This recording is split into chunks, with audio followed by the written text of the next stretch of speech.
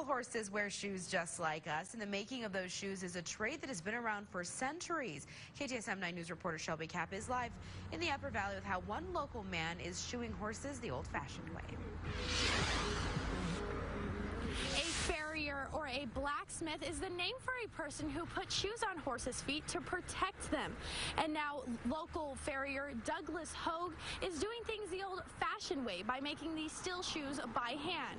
And now he is being recognized by the National Farriers Association and has been named one out of only 3 people nationwide to be recognized. Now, this farrier says he wasn't always good at the craft and says it took him years to perfect. He started at the bottom, and now he chooses to hand make the shoes he uses the way the original farriers did centuries ago, rather than using factory-made shoes.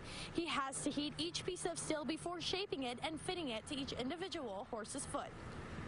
And then on top of that, so building a shoe, you asked how much time it takes and the consumption of time. Well, it's like anything else. The better you are at something, the faster you can produce that.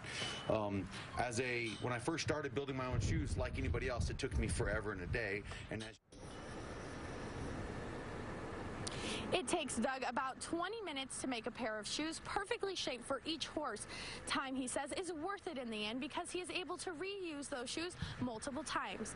Now, he tells me that he believes this is one of the last true trades that can still do things the way they did years before. He says that a computer will never be able to properly put a shoe on a horse. And now he enjoys mentoring other young farriers who want to follow in his footsteps. Reporting live in the Upper Valley, Shelby Kapp, KTSM 9 News.